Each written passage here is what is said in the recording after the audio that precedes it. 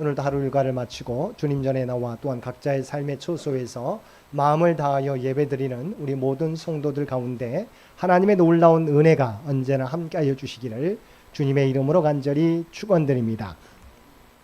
오늘 말씀을 하기에 앞서서 오늘 말씀의 배경을 좀 설명을 드리도록 하겠습니다. 오늘 13장은 우리가 그리스도인들의 올바른 국가관에 대한 말씀입니다. 그러면 이 로마서가 어떻게 쓰여졌고 어떤 상황이었는지를 먼저 우리가 이해해야 될 줄로 믿습니다. 로마 교회, 그러니까 사실은 로마시에 있는 교회를 의미합니다. 로마시에 있는 교회는 바울이 세운 교회가 아닙니다. 자생적으로 세워진 교회입니다. 그럼 언제쯤 세워졌느냐? 우리가 잘 알고 있는 것처럼 사도행전 2장에 나오는 우리가 마가의 오순절 다락방에 우리가 유월절을 맞이해서 오순절 때 실제적으로 오순절 때 예루살렘에 들렸던 많은 사람들이 오순절 마가의 다락방에 임한 성령의 역사를 보고 그들이 다시 로마로 자기의 고향으로 돌아가서 복음을 믿고 그리스도의 교회를 세운 것이 로마 교회입니다. 그러면 이들의 주된 구성원은 우리가 잘 알고 있는 것처럼 디아스포라 유대인들입니다. 그러니까 대체적으로 새롭게 세워진 로마시에 있는 로마 교회는 디아스포라 유대인들이 주축이었습니다. 그런데 우리가 잘 알고 있는 것처럼 글라우디오 황제 때 유대인을 우리가 추방령을 내리게 됩니다. 그래서 우리가 브리스길라와 아굴라가 글라우디오 황제 때 우리가 로마에 있다가 추방당하게 되죠. 그런데 글라우디오 황제가 AD 54년에 죽게 됩니다. 그러니까 글라우디오 황제가 죽게 되면서 유대인 추방령이 해제가 됩니다. 그런 가운데 다시 그래서 돌아오는 유대인들도 있었겠죠. 그런데 그런 과정 속에서 이 로마시에 세워진 교회는 이방인들이 주축이 됩니다. 이방인 성도들이 늘어나게 됩니다. 또한 그럼에도 불구하고 이 디아스포라 유대인들이 그 가운데 로마 교회의 주축을 이루게 됩니다. 숫자는 이방인 성도들이 많아지게 되지만 그러나 주축은 디아스포라 유대인이었습니다. 자, 그런데 로마 교회의 문제는 뭐였냐? 우리 유대인들은 여전히 복음을 받았지만 어떤 문제가 있습니까? 이들은 여전히 율법을 강조하는 율법주의적인 경향을 비치게 됩니다.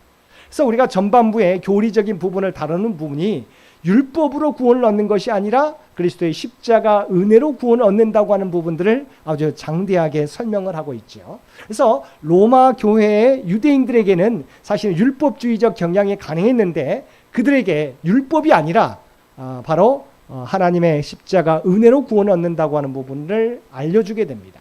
그런데 다른 또 한 부류인 이방인들은 어떨까요? 자, 복음을 통해서 믿음으로 얻는 구원을 우리가 받아들여서 구원을 얻게 됩니다. 그 교회 구성원이 되었습니다. 그런데 이들이 이 자유를 방종으로 이해하게 되었어요. 내가 예수 그리스도를 믿었으니 나는 구원 받았기에 내가 어떻게 하든 우리가 말하는 영지주의의 영향을 우리가 조금씩 받았던 거죠. 그래서 믿음을 통한 구원을 받아들였지만 그 자유를 방종으로 여길 때가 있었다고 하는 거죠. 또 한 가지 그런 어떤 이중성이 있는데요. 그런 가운데 어쨌든 유대주의자들은 하나님을 신으로 모시는데 당시에 로마에 있는 사람들은 누구를 신으로 모셨습니까? 로마 황제 가이사를 황제로 신으로 모셨어요. 그러면 이들에게 있어서 하나님을 유일신으로 모시는 유대인들에게 있어서 로마 황제를 어떻게 바라볼 것인가가 문제가 되었습니다.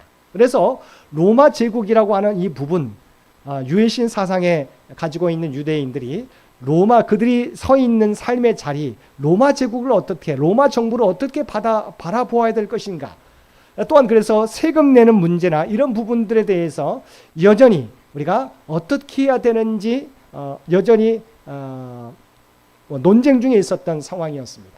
그럴 때 바울 사도가 이런 상황 가운데 2차 전도 여행 때 고린도에서 로마에 비록 자신은 가려고 하지만 가지 못하고 로마에 편지를 보내게 되는데 그 편지가 바로 로마서라고 하는 거죠. 그래서 여러분이 이 상황들을 한번 머릿속에 기억하고 13장을 보면 될 것 같습니다. 그래서 로마 정부에 대한 어떻게 그리스도인이 되어야 하나님을 기쁘시게 할 수 있는가라고 하는 이 문제를 바울이 해명해주고 설명해주고 있다고 하는 것이지요. 이와 같이 유일신 사상을 갖고 있는 유대인들이 로마라고 하는 세계 중심이라고 하는 그 나라에 살고 있습니다. 그러면 그 나라가 떠받들고 있는 가이사를 황제로 모시고 있는 이 나라에서 어떻게 정부를 대할 것인가라고 할 때 바울 사도는 뭘 이야기합니까? 이중 시민권을 이야기하죠. 우리가 잘 알고 있는 것처럼 하늘의 시민권이 있죠. 믿음의 사람들은 하늘의 시민권을 갖습니다. 그럼에도 불구하고 우리는 이 땅에 발을 딛고 살아가고 있죠. 그래서 비록 우리는 하늘의 시민권을 가지고 있지만 이 땅에 발을 딛고 살아가기 때문에 그들이 속해 있는 로마 정부에 온전히 우리가 순종하라고 이야기하게 되는 거죠. 자, 그 부분, 그래서 로마 정부를 어떻게 대할 것인가에 대한 권면을 하게 되는데 먼저 1절 말씀 보겠습니다. 1절 말씀 보겠습니다. 각 사람은 위에 있는 권세들에게 복종하라. 권세는 하나님으로부터 나지 않음이 없나니 모든 권세는 다 하나님께서 정하신 바라. 자, 유대인들은 우리가 유일신을 섬기잖아요. 근데 로마에서는 로마 황제를 신으로 섬깁니다. 그럼에도 불구하고 그들이 속해 있는 로마 정부에 대해서 하나님이 주신 권세라고 말하고 있는 거죠. 그래서 모든 권세는 하나님으로부터 난 것이다. 그래서 각 사람은 위에 있는 권세들에게 복종해야 된다고 이야기하고 있습니다. 비록 우리가 유일신 사상을 갖고 있을지라도 우리가 발을 딛고 있는 로마 나라에서, 로마 시에서 바로 이 로마 하나님께서 세워주신 권세에게 복종하는 것이 믿는 자의 모습이다라고 이야기합니다. 왜냐하면 그 이유를 권세는 하나님으로부터 나지 않음이 없나니 모든 권세는 하나님께서 정하셨기 때문이라고 하는 거죠. 그래서 그리스도인들은 비록 우리가 하나님을 진정한 신으로 또한 그리스도를 나의 구주로 믿을지라도 내가 발을 딛고 있는 사회 속에서 그 권세도 하나님이 주신 것이니까 세워주신 것이기 때문에 그 권세에 복종하라고 이야기합니다. 이것은 바울만의 이야기가 아니었습니다. 이것은 바로 사도 베드로 전서에도 동일한 말씀이 나오게 됩니다. 자, 우리 PPT 베드로전서 2장 13절과 14절 말씀 보겠습니다. 베드로전서 2장 13절과 14절 말씀 함께 읽겠습니다. 인간의 모든 제도를 주를 위하여 순종하되 혹은 위에 있는 왕이나 혹은 그가 악행하는 자를 징벌하고 선행하는 자를 포상하기 위하여 보낸 총독에게 하라. 자, 인간의 모든 제도를 주를 위하여 순종하라고 이야기하고 있습니다. 그게 왕이든 총독이든, 왜냐하면 그것이 하나님께서 그들에게 권세를 주셨기 때문이라고 하는 거죠. 그래서 바울 사도는 비록 우리가 하나님을 섬긴다 할지라도, 하나님을 우리가 우리의 왕으로 섬긴다 할지라도 우리가 속해 있는 발을 딛고 있는 사회 체제 속에서의 권세에도 하나님이 그들을 세우셨기 때문에 그들에게 복종하라고 이야기합니다. 근데 문제는 뭡니까? 그 권세가 잘못된, 만약 이것은 우리가 이해를 할 수 있겠죠. 우리가 소속한 권세를 하나님께서 세워주셨다고 하는 부분들. 그런데 만약 그 권세가 잘못된 것을, 그 권세를 이용해서 잘못된 방향으로 나아가면 어떻게 해야 되느냐라고 하는 문제죠. 자, 그러면 이 문제를 다루게 될 때 하나님께서 이 권세자를 세운 목적을 돌아보라고 하는 것입니다. 자, 이 권세를 세우신 목적이 뭐예요? 4절 말씀에 나와 있습니다. 4절 상반절에 제가 PPT에 적어놨습니다. 4절이 길지만 우리 상반절 보겠습니다. 13장 우리 4절 말씀 보겠습니다. 그는 하나님의 사역자가 되어 내게 선을 베푸는 자니라. 왜 그러면 하나님께서 세상의 권세들에게 권위를 부여해 주셨습니까? 왜 그 권세를 세워주셨습니까? 목적은 이거예요. 내게 선을 베풀기 위해서. 자, 권세를 세워주신 목적은 공동체 가운데 바로 공동체의 너희들에게 선을 베풀게 하기 위해서 하나님이 그러니까 권위를 세워주셨다는 거죠. 근데 만약에 하나님께서 선을 이루게 하기 위해서 권위를 부여해 주셨는데 그 선을 이루지 않는다면 우리가 더 큰 권위를 가지신 하나님의 뜻에 따라서 우리가 반응할 수 있겠다고 하는 것이죠. 그래서 하나님이 세운 권세자가 선을 이루기보다 악을 행한다면 시민 불복종 운동이 가능한 것임을 이야기합니다. 그러니까 역사적으로도 그런데요. 우리가 잘 알고 있는 워터게이트, 미국의 워터게이트 사건의 주범이었던 찰스 콜슨이 감옥에 갔다가 그리스도를 영접해서 변화된 다음에 그가 시민 불복종 운동을 할 수 있는 4가지 경우를 이야기합니다. 그러니까 신앙적인 차원에서 이야기합니다. 4가지 우리 PPT에 제가 적어놨습니다. 첫 번째는 뭐냐?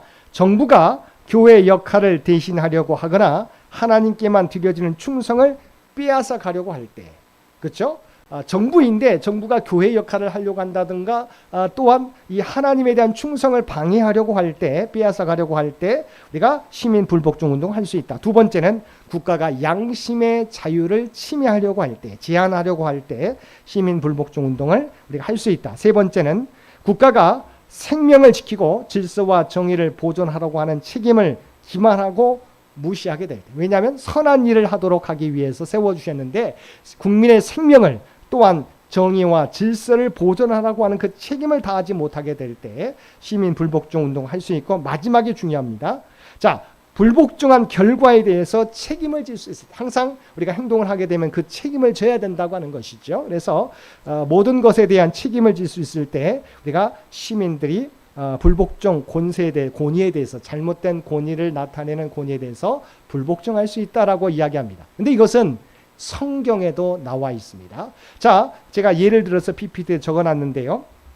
자, 그러면 먼저 그 전에 그럼 왜 이렇게 말씀할까요? 왜 이렇게 말하느냐? 왜냐하면 그 권세를 하나님께서 세워주셨고 그 세상의 권세보다도 더 큰 권세를 가지신 분이 있는데 그분이 누구예요? 하나님이시기 때문이라고 하는 것이죠. 그래서 만일 이 땅에 어떤 권위가 하나님의 말씀이나 권위에 대치되는 것을 요구하면 우리는 그 세상의 권위가 아니라 하나님의 권위에 따라야 된다고 하는 것이죠. 자, 이런 예를 구체적으로 성경에서도 찾아볼 수 있습니다. 우리가 잘 알고 있는 다니엘서에 나오는 이야기죠. 자, 다니엘의 세 친구 사드락, 메삭, 아벳느고가 어떻게 합니까? 신상에 절하지 말라고 하는 명령을 받았어요. 그런데 자, 비록 그 느부갓네살 왕이 신상에 절하지 말라고 어떤 신상에도 절하지 말라고 하는데, 절하라고 하는데 어떻게 해요? 그것은 우상이기 때문에 절할 수가 없는 거죠. 신상에 절하라고 했을 때 그것은 도저히 하나님을 믿는 신앙인으로서 그것은 우리가 사드락, 메삭, 아벳느고는 따를 수가 없는 거예요. 그래서 그것을 거절함으로 인해서 풀무불 가운데 던져지게 되지 않습니까? 비록 왕의 명령이라 할지라도 하나님에 대한 믿음을 우리가 반대되게 될 때 사드락, 메삭, 아벳느고는 왕의 명령을 거절했다고 하는 것이지요. 두 번째는 우리가 사도행전에도 나오게 됩니다. 사도행전 5장 29절 말씀에 보면 유대교 지도자들이 우리가 베드로와 사도들이 부활하신 주님에 대한 복음을 전하게 될 때 그것을 막습니다. 그래서 그들의 감옥에 가두게 되죠. 그럴 때 베드로와 사도들이 어떻게 이야기합니까? 자, 우리 PPT에 있습니다. 사도행전 5장 29절입니다.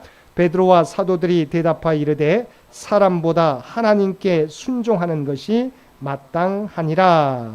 아멘. 자, 비록 그 당시에는 유대교 지도자들이, 종교 지도자들이 우리가 영적인 권위를 갖고 있잖아요. 지도력을 갖고 있잖아요. 그러나 그들이 하나님 그리스도의 복음을 전하는 것을 막게 될 때 베드로와 사도들이 뭐라고 옥에 갇히면서도 뭐라고요? 우리가 하나님의 말을 듣는 게 옳으냐, 사람의 말을 듣는 게 옳으냐? 바로 하나님의 말씀에 듣는 것이 옳다라고 이야기하는 것이죠. 그래서 사람보다 하나님께 순종하는 것이 마땅하니라고 이야기합니다.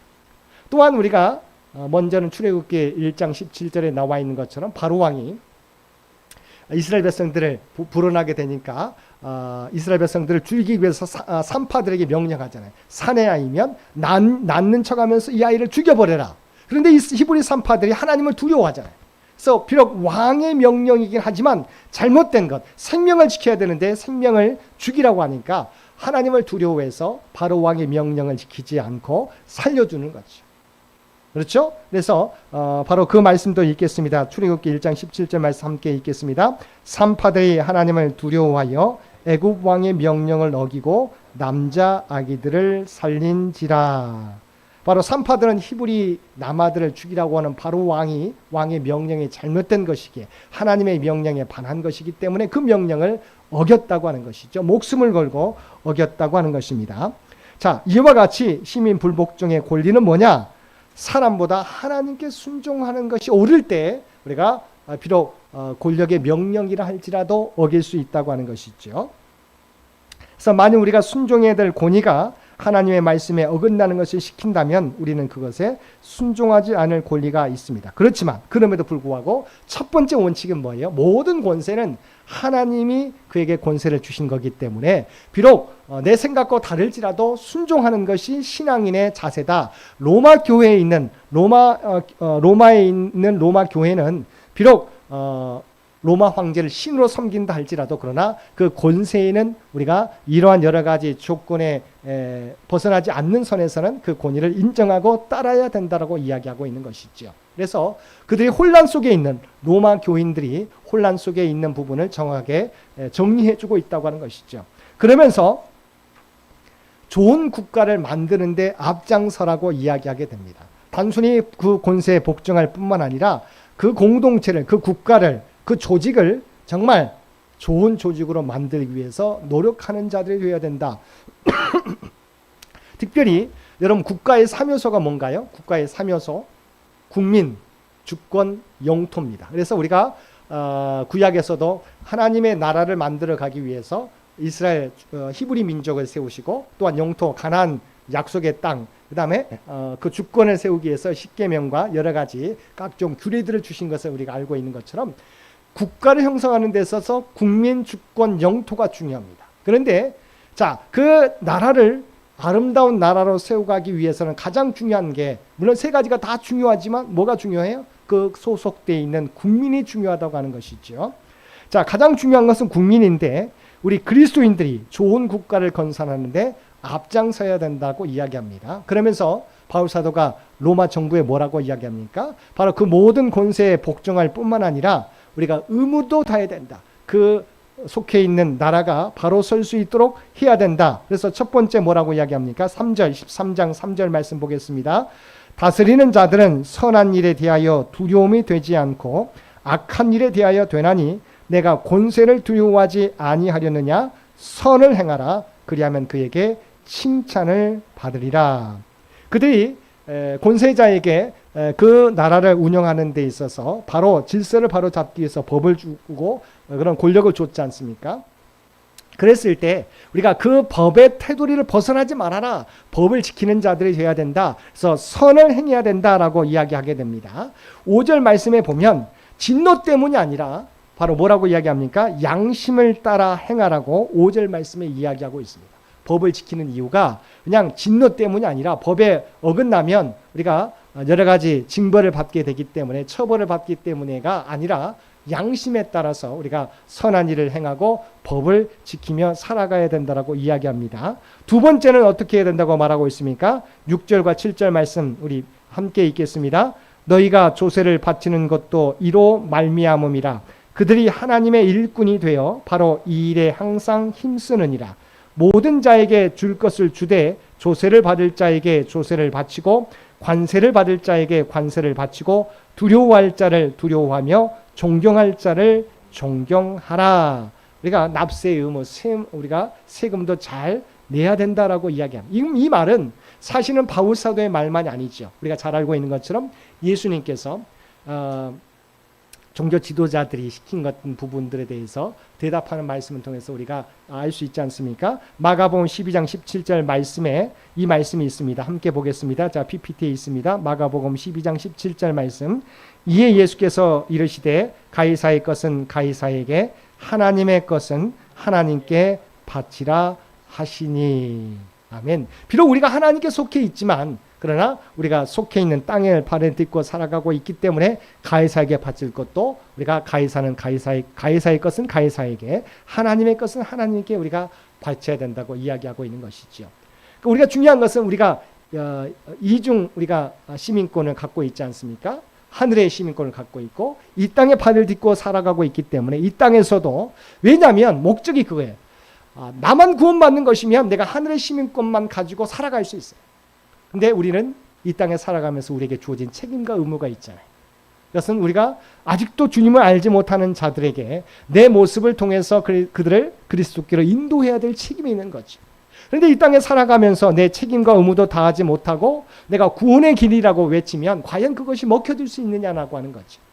그래서 우리가 산상수훈을 통해서 말씀하고 있는 것처럼 너희는 세상의 소금과 빛의 사명을 감당하라고 이야기하고 있는 거죠. 너희가 바로 세상의 소금과 빛이라고 이야기하고 있는 거죠. 그래서 너희는 구원받은 자이기 때문에 구원받은 자답게 살아가야 된다. 비록 우리가 로마시에서 로마 정부의 지휘를 받고 있을지라도 그러나 우리는 그들 가운데서 소금과 빛의 사명을 빛이 되어서 살아가야 된다라고 말씀해 주고 있는 것이지요. 오늘날도 마찬가지입니다. 우리가 발을 딛고 있는 이 땅에서도 마찬가지죠. 우리가 그리스도인이라고 하는 정체성을 우리는 늘 가지고 살아가야 돼요.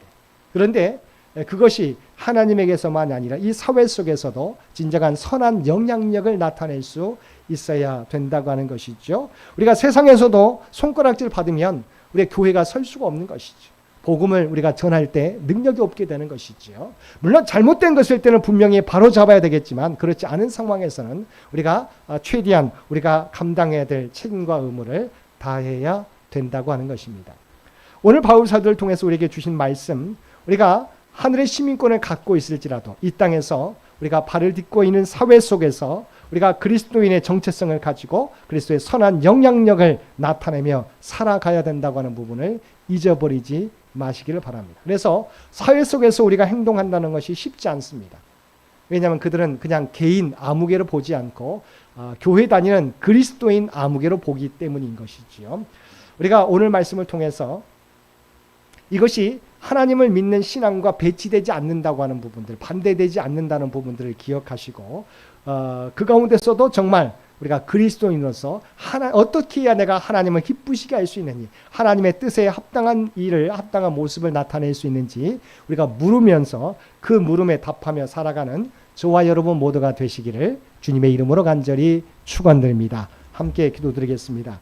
사랑과 은혜가 충만하신 아버지 하나님, 오늘 또 우리에게 주신 말씀을 통해서 우리가 하늘의 시민권자로서 이 땅에서 어떻게 살아가야 될지 깨닫게 해주셨음을 진심으로 감사드립니다. 모든 권세는 하나님께로부터 온 것임을 기억하게 도와주시옵시고 복종하며 순종하며 살아가게 도와주옵소서. 그러나 또한 아버지 하나님 뜻과 배치되게 될 때 아버지 정당한 그리스도인의 사명도 감당하며 살아가게 하여 주시옵소서. 또한 아버지 하나님, 우리가 세상의 소금과 빛이라고 말씀해 주신 그 말씀을 늘 잊지 않고 살아가게 되기를 원합니다. 특별히 사순절을 통해서 이 아버지 소금과 빛의 사명을 감당하기 위해서 먼저 내가 죽고 그리스도가 주인 되는 삶을 살아가는 우리 모두가 되게 하여 주옵소서. 내가 옳다고 생각하는 것들, 아버지는 내가 가지고 있는 모든 계획과 생각들, 내 성정조차도 하나님의 말씀에 비추어서 그 아버지의 말씀에 우리가 복종할 수 있는 우리 모두가 되게 하여 주옵소서. 내 영광이 아니라 오직 하나님의 영광만을